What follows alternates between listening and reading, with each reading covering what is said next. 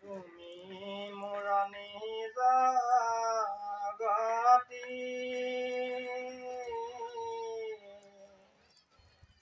সাক্ষী হৃদয়ত দি মোক শিকাইলা তাকে বখানিব আজি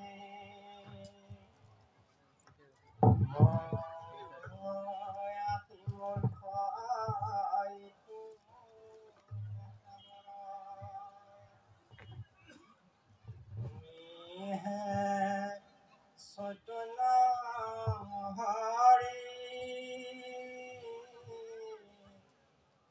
নচোৱা জীৱতে নাচিহে হিমতে মজুৱাই গাহিৰে ধৰি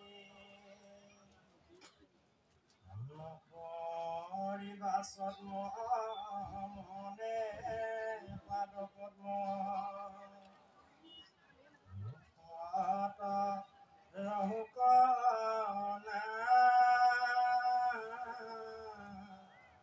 বৈষ্ণৱ ৰংগে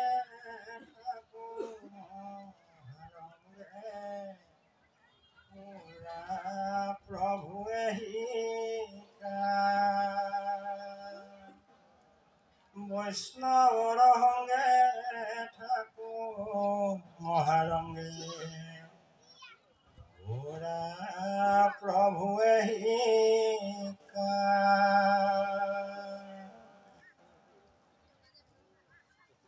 আমি দৰ্শনাগত হোৱা সমস্তজন বাপ বান্ধৱ আই মাতৃ চৰণলৈ কোটি কোটিকৈ সেৱা জনালোঁ। পৰম শ্ৰদ্ধাভাজন আজি তিতাবৰ জিলা শাখাৰ ২০তম অধিৱেশনৰ মুকলি সভা সভাপতি আসন অলংকৃত কৰা সভাপতি প্ৰভুজনা আমি ভক্তি ভৰা সেৱা আপোনাসৱৰ চৰণত অৰ্পণ কৰিছোঁ। সভাখন সুন্দৰ বাৰ্তাৰ যোগেদি সভাৰ সৌন্দৰ্যৰ সুস্থক বৃদ্ধি কৰা উদ্বোধক প্ৰভুজনাক আমি চৰণত বহুত ভক্তি ভৰা সেৱা নিবেদন কৰিলোঁ। বিশিষ্ট অতিথি বিভিন্ন আমন্ত্ৰিত অতিথি আৰু লগতে সভাৰ মঞ্চত উপবিষ্ট হৈ থকা বিভিন্ন সন্মানীয়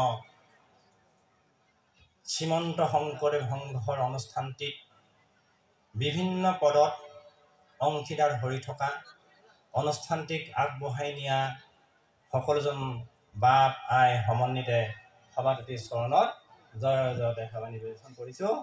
প্ৰভুমস্ত আপোনালোকে অসন্তোষ নধৰিব, এজন এজনকৈ কওঁতে বহুত সময় লাগিব, গতিকে আমি সভাপতিৰ চৰণত এনেকৈ আপোনালোকৰ চৰণলৈ সেৱা জনাইছোঁ। মাধৱদেৱ বঁটাপ্ৰাপ্ত সন্মানীয় বঁটাপ্ৰাপ্ত আমাৰ এই প্ৰভুজনক সেৱা জনাইছোঁ। গুৰুজনাৰ একান্ত সেৱক বাপ আই সমন্বিত সভাপতিৰ চৰণত আমাৰ স্বচক্ষু দৰ্শন হৈ থকা আপোনালোকৰ চৰণত সেৱা জনাইছোঁ। ভক্তি ভৰা আন্তৰিক শুভেচ্ছা মৰম শ্ৰদ্ধা প্ৰণিপাত জনাইছোঁ।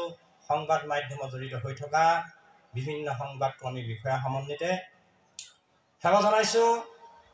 এই অনুষ্ঠানটিক সাফল্যমণ্ডিত কৰিবৰ কাৰণে অনুষ্ঠানটিক জনসভাৰ মাজত জনগণৰ মাজত এক আলোড়ন বাৰ্তা দিবৰ কাৰণে আদৰণি সমিতিয়ে ওচৰ চুবুৰীয়া বিষয়বৰীয়াই যিমান কায় কষ্ট ব্ৰতে অনুষ্ঠানটোক সফল ৰূপায়িত কৰিছে, সেইফালৰ পৰা সভাপতিৰ চৰণত মহাধম পাপীয়ে কোটি কোটিকৈ সেৱা জনাইছোঁ।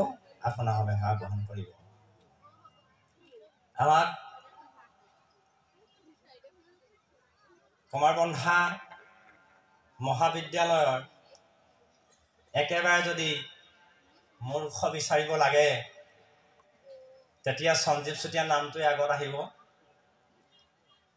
আমি ডক্টৰ হোৱা নাই, হাফ ডক্টৰ হৈ আছোঁ এতিয়ালৈকে। জয়তে সেৱা জনাইছোঁ। ভুলবশতে কেনেবাকৈ ডক্টৰ হৈ গ'ল, সেইফালৰ পৰা আমি সেৱা জনাইছোঁ। আৰু এই মূৰ্খই আহি আপোনালোকৰ চৰণত গুৰুজনাৰ অমৃত বাণীয়ে সংগঠিত সভাদুতি জনহিতৰ অৰ্থে, জনকল্যাণৰ অৰ্থে, ইতৰ প্ৰাণীৰ যাৱজ্জীৱন সংগ্ৰামৰ যি সৌধ তাকো সাৰোগত কৰি যি ভাৰতীয় দৰ্শনত অসমৰ ইতিবৃত্তি স্থাপন কৰি ঐতিহাসিক পটভূমিত সংস্থাপনত সংযোজিত হৈ জনগণৰ মাজত নৱজাগৰণৰ সূত্ৰপাত ঘটাই নব্য বৈষ্ণৱ আন্দোলন আৰু তাৰ তাগিদাৰতে কেইবছৰমানৰ আগতেই সৃষ্টি হোৱা শ্ৰীমন্ত শংকৰদেৱ সংঘ আৰু এই শ্ৰীমন্ত শংকৰদেৱ সংঘ অনুষ্ঠানটিৰ এজোপা বটবৃক্ষৰ একোটা ডাল তিতাবৰ জিলা শাখা, আৰু এই ডালেই আজি জাতিষ্কাৰ হৈ উঠি অহা প্ৰজন্মক ক'ব পৰা হ'ল মহাপুৰুষৰ চানেকীয়া জীৱন আমিও কৰিব পাৰোঁ জীৱন গঢ়ি। গতিকে আমি জীৱন গঢ়িব পাৰোঁ, জীৱন সান্নিধ্যলৈ নিব পাৰোঁ। এই ভাৱনাই মানুহৰ জীৱনটো কি, আমি কিয় ধৰ্ম কৰিব লাগে,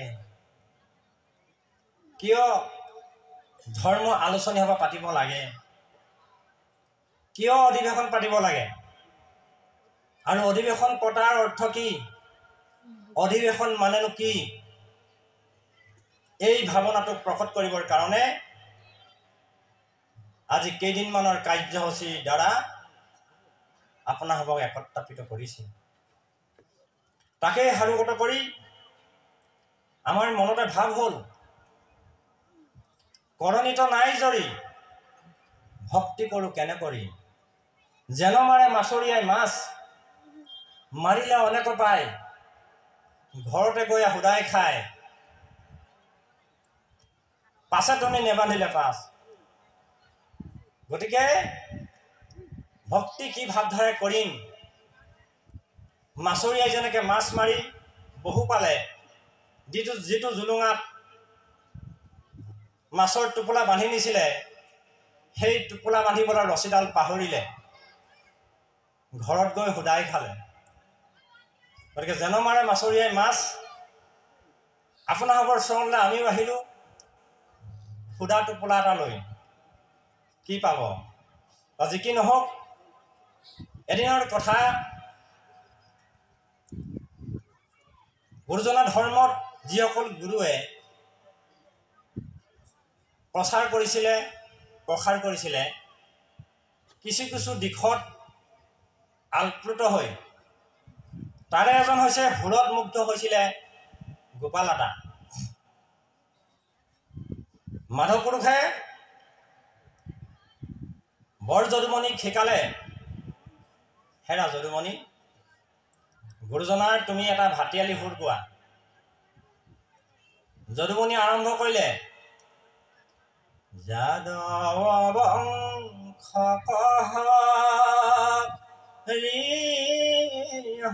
হৰিয়েৰি বাভূমি,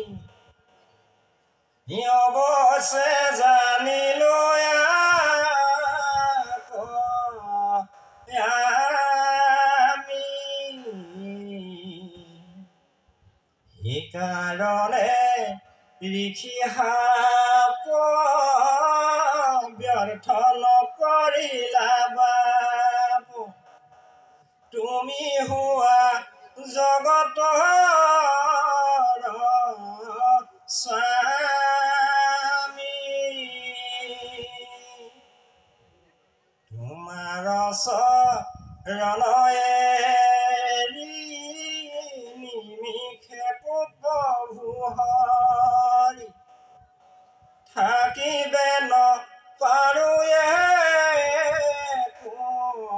স্থান, সেইকাৰণে তুমি এৰিলাতে মোৰ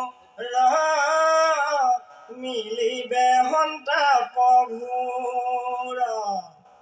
অৱশ্যে চাৰিবে মোৰ প্ৰাণ।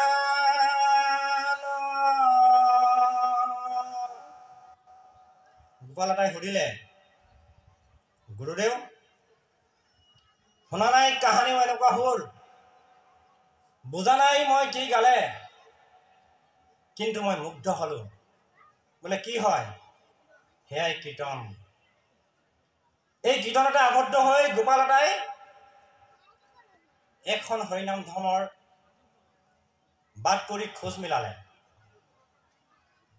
আৰু মানুহৰ জীৱনটোত কেনেকৈ পৰিৱৰ্তন হয়, পাণ বেপাৰ কৰিবলৈ অহা গোপাল এটাই জীৱনৰ খোজ আগবঢ়াই লৈ গ'ল আৰু মানুহ দেৱত্বলৈ ৰূপান্তৰিত হ'ল। নাম থলে নৰ আৰু নাৰায়ণ। নিজৰ কৰ্মৰ ভাৱনাই, নিজৰ কৰ্মৰ তাগিদাই, ব্যৱহাৰ আৰু সৌন্দৰ্যতাই মানুহক দেৱত্বৰ অমৃত পান কৰাব পাৰে। আৰু সেইকাৰণে মানুহে নাৰায়ণ ৰূপ ল'ব পাৰে আৰু নাম প্ৰকাশ পায় নৰনাৰায়ণ। আৰু এই ভাৱনাটোকে আপোনালোকৰ চৰণলৈ আজি আগবঢ়াই অলপ দিনৰ আগত যোৱা দেওবাৰটোত আপোনালোকৰ ৰঙাজান আঞ্চলিকলৈ আহিছিলোঁ। তাতেই মানুহৰ পৰিৱৰ্তনৰ ধাৰাটোক বুজাবলৈ যাওঁতে এটা ৰামায়ণৰ কাহিনী কৈছিলোঁ। যোৱা বছৰ আপোনালোকলৈ তাতো কৈছিলোঁ। আৰু দুগৰাকী আয়ে ২৬ জানুৱাৰীৰ দিনা মই শিৱসাগৰত বেতবাৰীত ভাগৱত অনুষ্ঠান কৰি আছিলোঁ। ঠিক ৰাতি ৯:৩০ বাজিছে, কোনোবা দুগৰাকী আয়ে মোলৈ ফোন কৰিছে, বাপ, কিতাপৰ যদি অধিৱেশনলৈ আহে নিশ্চয় আপুনি কাহিনীভাগ অকণমান আগবঢ়াবচোন। তাইহঁতৰ চৰণতে সেৱা ধৰিছোঁ। সেইফালৰ পৰাই আৰম্ভ কৰিছোঁ। মানুহৰ জীৱনটো ৪টা দিশত পৰিৱৰ্তন হয়। 7টা খোজে সৌন্দৰ্য বঢ়াই নিয়ে। 4টা দিশত পৰিৱৰ্তন হয়। বিশেষ ব্যক্তিৰ সান্নিধ্য হয়, যিজনক নিজৰ আদৰ্শ ব্যক্তি হিচাপে ল'ব পাৰে, গুৰু হিচাপে ল'ব পাৰে, পিতৃ হিচাপে ল'ব পাৰে, মাতৃ হিচাপে ল'ব পাৰে, বন্ধু হিচাপে ল'ব পাৰে, শহীদ হিচাপে ল'ব পাৰে।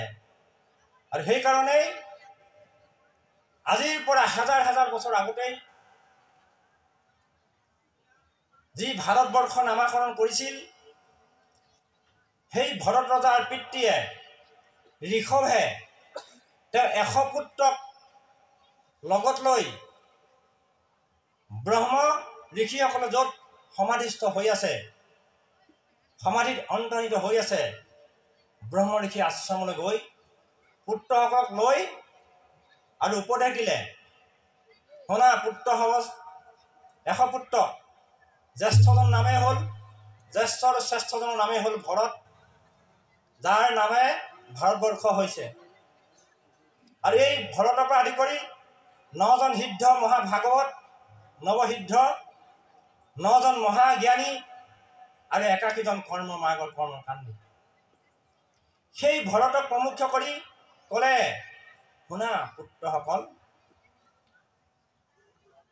মনুষ্য দেহজনা মুকুতিৰ দ্বাৰ, বিষয় সুখত তাকো নকৰিও নাৰ। কি বুলি ক'লে? মানুহৰ দেহাটোৱেই মুক্তি দুৱাৰ, তাক বিষয় সুখতে শেষ নকৰিবা। সকলোৰো আছে বিষয় সুখ যত, গাহৰিয়েও বিষয় সুখটো লাভ কৰে। আৰু কেনেকৈ পায়? শুকৰীৰ সম্ভোগত। গাহৰিজনী সম্ভোগ কৰিবলৈ পালে মানুহে যিটো সুখ পায়, ইতৰ প্ৰাণীও একেই পায়, গাহৰিও পায়, পৰুৱা এটাও পায়। গতিকে মানুহৰ দেহাটো মুক্তিৰ দ্বাৰ। এই মুক্তিৰ দুৱাৰ দেহাটো কি কৰিবা? এটা কাম কৰিবা, একোৱেই নাজানে যিটো আতি মূৰ্খমতি হেনৰ তনয়ক বাপে শিকাই দে ভকতি। যিজনে একো নাজানে ভক্তি কি, পিতৃ হলে কৰ্তব্য আছে, হেনৰ তনয়ক বাপে শিকাই দে ভকতি। শিষ্যক দিবেক গুৰু হেন উপদেশ, ৰজাগণে শিকাই বেক প্ৰজাক নিশেষ। ৰজা হলে এটা দায়িত্ব আছে প্ৰজাসকলকো সৎ উপদেশ দিয়া, গুৰু হলে এটা দায়িত্ব আছে শিষ্যসকলকো সৎ উপদেশ দিয়া। এই ভাৱনাটোকে প্ৰকট কৰি যেতিয়া বাল্মীকি ৰত্নাকৰ ৰূপে বিভূষিত হৈ আছিল, সেই ৰামায়ণৰ কাহিনী ককা লক্ষ্মণ চৌধুৰীয়ে কৈছিল যে অসমৰ সন্তান যিসকল সন্তানে ৰামায়ণ মহাভাৰতৰ কাহিনী পঢ়িলৈ, ৰামায়ণ মহাভাৰতৰ কাহিনী শুনিলৈ ডিগ্ৰী লাভ কৰিব ইউনিভাৰ্চিটি, সেইসকল আধ্যাত্মিকভাৱে সবল হ'ব। আৰু সেই ৰামায়ণ কাহিনীৰ মাজত আজি কোনে নাজানে, ৰামায়ণৰ কাহিনী মহাভাৰতৰ কাহিনী সকলোৱে জানে, কিন্তু এটা বস্তু জানিবলৈ বৰ দিগদাৰ হয়, সেইটো হৈছে কি কেনেকে মানুহ পৰিৱৰ্তন হয়, ইউ টাৰ্ণটো কেনেকে হয়। তাকেই সাৰোগত কৰি ৰত্নাকৰে মানুহ মাৰি লৈ যায়, বিষয় সমস্ত কাহিনী পুত্ৰ পৰিবাৰ বান্ধৱসকলক প্ৰতিপালন কৰে। আৰু এদিন ব্ৰহ্মা আৰু নাৰদে ছদ্মবেশে দুজনে টোপোলা লৈ সেই অৰণ্যৰ মাজে গৈ আছে। দূৰতে দেখিলে আজি দুজন মানুহৰ দুটা টোপোলা, মানুহ দুজনো বৰ সুঠাম, গতিকে ৰত্নাকৰে গছজোপা আঁৰ হৈ ভাবিলে আজি এৰি দিয়া নহব, জাপ মাৰি মুখৰ আগতে ওলালে। নাৰদে ব্ৰহ্মাই নিশ্চিতকে হাঁহি মাৰিলে, তুমি কোন?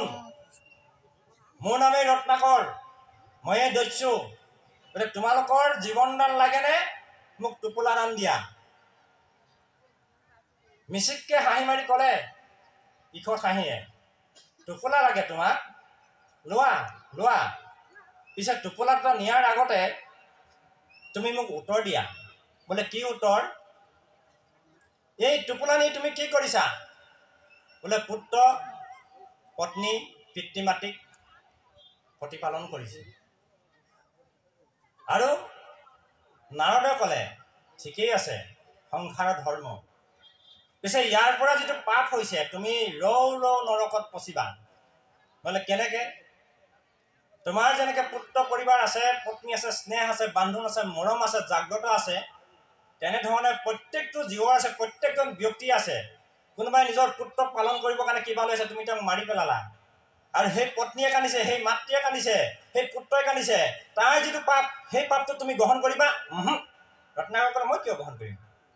মোৰ পুত্ৰক খুৱাইছো, মোৰ মাতৃক খুৱাইছো, মোৰ পিতৃক খুৱাইছো, এবাৰ কিবা কৰি তুমি সুধি আহা, যদি তেওঁলোকে পাপটো লৈ লয় তুমি বাচি গলা, আমাৰ টোপোলা ললে আমি হাৰি যাম, যদি নলয় তাৰ উত্তৰ তুমি দিব লাগিব।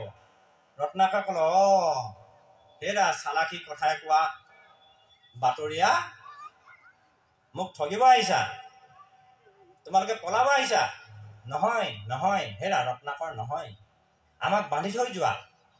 দুইজনে হাত দিলে পিছফালে, ৰত্নাকৰে বান্ধিলে। অৰণ্যত ইমান গছ আছে, এজোপা মৰা আম গছ পালে, ঢেৰ গছ আছে কিন্তু এজোপা মৰা আম গছ পালে, তাতে দুইজনকে বান্ধিলে আগ পিছ কৰি, আৰু ৰত্নাকৰ ঘৰলৈ গ'ল। খুব আনন্দত গ'ল, গৈ পিতৃক ক'লে, পিতৃ শুনা হেৰা মোৰ পিতৃ, আনিলো দুটা টোপোলা তোমালোকলৈ গলি, পিছে ইয়াৰ পৰা যিটো পাপ হৈছে তুমি গ্ৰহণ কৰিবা? পিতৃয়ে ক'লে মই গ্ৰহণ নকৰো পুত্ৰ। তেতিয়াহ'লে মাতৃয়ে ক'লে নহব, পুত্ৰ হলে আমাক পালন কৰিবই লাগিব, এইটো সংসাৰৰ ধৰ্ম। তেতিয়া তেওঁ সন্তানক সুধিলে, সন্তানেও গ্ৰহণ নকৰো বুলি ক'লে। পত্নীৰ ওচৰলৈ গ'ল, ক'লে শুনা মনোৰমা প্ৰিয়া। মাকে যেতিয়া কৈ দিলে মনত দুখ পালে, পুত্ৰ যেতিয়া নলওঁ বুলি ক'লে মনত দুখ পালে, কান্দি কান্দি আইগৰাকীক ক'লে নুশুনানে তুমি কৰি আছো নৰহত্যা মহাপাপ, পাপৰ ভাগি নলবা নে তুমি। পত্নীয়ে ক'লে কিয় ল'ম, কিয় কিয় কিয় তোমাৰ পাপৰ ভাগি হ'ম? আমাৰ পিতাই ভাৰ সম্ভাৰে আদৰ সন্মানে তোমাক গতাইছিলে, মোক তোমাৰ জীৱনৰ সংগী হৈ সুখতো দুখতো সমভাগী হৈ সংসাৰ ধৰ্ম পালন কৰিবৰ কাৰণে। তুমি কৰা পাপৰ ভাগি হ'বৰ কাৰণে মোক পঠিওৱা নাই। পত্নীৰ কথা শুনি ৰত্নাকৰ মন দুখে চলি গলা ব্ৰহ্মা নাৰদ ওচৰ। দেখি ব্ৰহ্মা দেৱে মিকট হাঁহি মাৰি শুনা হেৰা ৰত্নাকৰ নোকোৱালে খুলি। তোমাৰ বেমাৰটো ইখন হাঁহি বুজি পালেই, তুমি খুলি নোকোৱা নে আমাক? হেৰা ৰত্নাকৰ কোৱাচোন, কোৱা তোমাৰ ঘৰত কি হ'ল? পাপৰ ভাগি ল'বনে? নলয় নলয় হেৰা পতিসকল, মোৰ পাপৰ ভাগি কোনেও নলয়। তেতিয়াহ'লে তুমি ৰৌ ৰৌ নৰকত ঘূৰিবা, তেতিয়া কি কৰিবা? উপায় বিচাৰিছা? বোলে উপায় দিয়ক। তেতিয়াহ'লে উপায় লোৱা।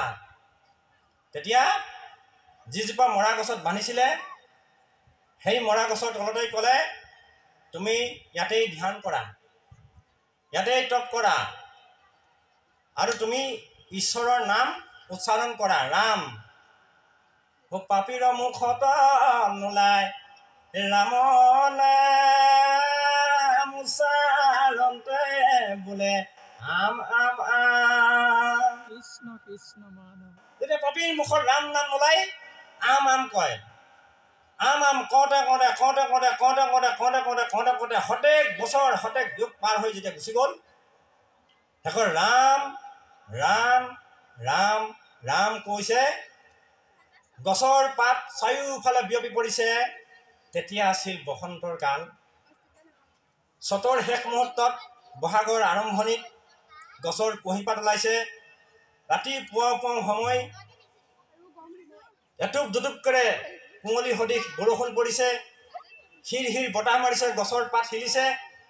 ৰত্নাকৰে ৰাম ৰাম যেতিয়া কৈ দিলে, দেখিলে তেওঁ পাছফালে থকা গছজোপা ধুনীয়া পাতে ভৰপূৰ হৈছে, আৰু তেওঁ যিটো উৰি সাফলুটো শেষ হৈ খহি তেওঁ ধুনীয়া পৃথিৱীখন দেখিছে, আৰু চকুৰ পানী বৈ আহিছে। তেওঁ অনুভৱ কৰিছে, এইখনেই নেকি ধুনীয়া সৌন্দৰ্য পৃথিৱী, যাক দেখি আলপুত হৈছে। এইফালে চাইছে গছৰ পাত হিলিছে, সিফালে চাইছে কুলিয়ে কু কু শব্দ কৰিছে, এইফালে চাইছে বতাহে শিৰ হিৰাইছে আৰু বৰষুণ আহিছে। এনেকুৱা ধুনীয়া এটা সৌন্দৰ্যপূৰ্ণ বসন্ত সময় দেখি ৰত্নাকৰ মনৰ জোৱাৰ ভাহি উঠিছে, আৰু নতুন ৰূপে পৃথিৱীখন দেখি লৈ তেওঁ কান্দি কান্দি কৈছে ৰাম ৰাম ৰাম। আৰু সেইখিনি সময়তে এটা ব্যাধে পশু খেদি